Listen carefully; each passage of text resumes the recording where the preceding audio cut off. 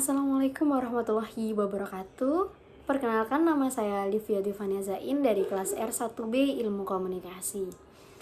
Di sini saya ingin memaparkan resume singkat mengenai materi selama kegiatan Basic Organization atau BASOR yang diadakan pada tahun ini, tepatnya pada tanggal 11, 13, dan 14 Desember 2025. Ini ada materi di hari pertama, yaitu di tanggal 11 Desember 2025.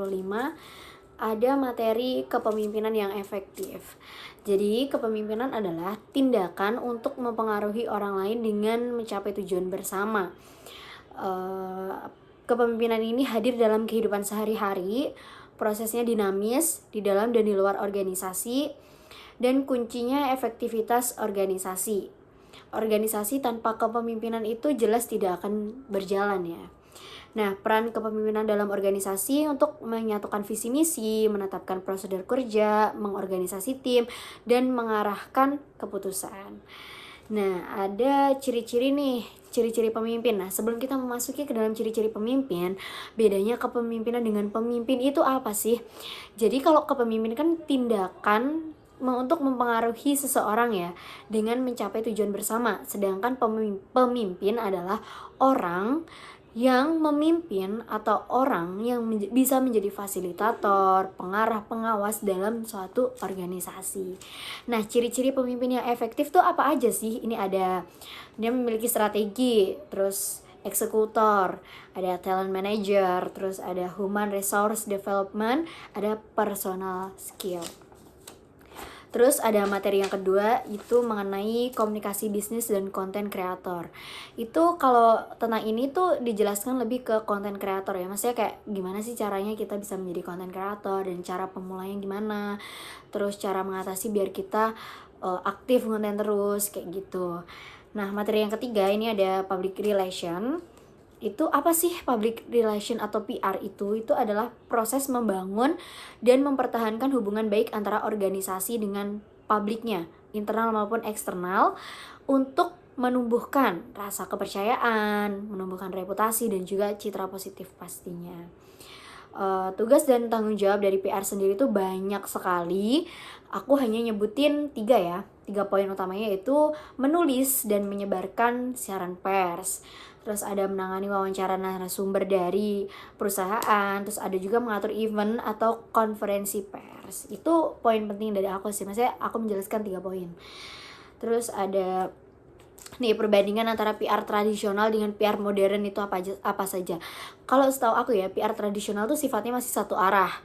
Sedangkan PR modern itu sifatnya udah 2 arah karena sudah mendapatkan feedback. Contohnya apa nih? Contohnya, misal kita upload suatu berita atau apapun lah, kita upload di sosial media ya, misal kayak di Instagram, di TikTok. Nah, kita itu akan mendapatkan komentar nih, orang-orang netizen tuh udah bisa berkomentar secara langsung di kolom komentarnya.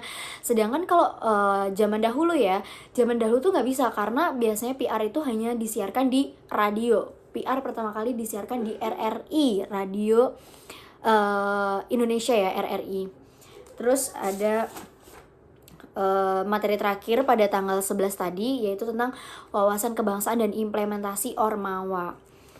Wawasan Nusantara sendiri mencerminkan cara pandang dan pemahaman tentang kesatuan dan keberagaman bangsa Indonesia. Ini sebuah konsep penting sih dalam wawasan kebangsaan.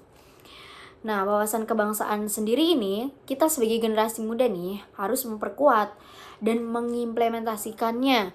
Melalui apa saja sih? Ya bisa jadi melalui pendidikan, atau enggak keterlibatan sosial, kalau enggak ya inisiatif yang kreatif, kayak gitu. Penting ya untuk kita memiliki wawasan kebangsaan, itu penting sekali sih menurut saya pribadi.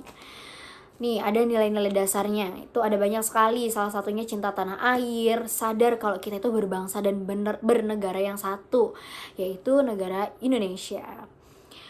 Terus ada apa lagi ya? Banyak sih. Terus ini ada peran Ormawa nih. Yang satu ada aktif dalam kegiatan sosial, ada peka terhadap isu, Isunya tidak hanya isu sosial ya, tapi isu politik juga. Terus ada menghargai perbedaan dan masih banyak lagi. Nah, kita memasuki materi pada tanggal 13 dan 14 Desember, yaitu di acara di Puncak ya, di Villa. Ini ada materi pertama, ada nilai dasar organisasi. Nilai dasar organisasi itu adalah pedoman yang ada di organisasi. Nah, organisasi sendiri apa sih sebenarnya? Organisasi itu adalah sekelompok orang yang memiliki tujuan yang sama gitu. Ini dijelaskan juga di sini, ada lambang-lambang dari bukan gambar, logo Himakom. Di sini ada 5 ya, ada 5 penjelasan dan aku nggak mungkin untuk nyebutin satu persatu karena kepanjangan.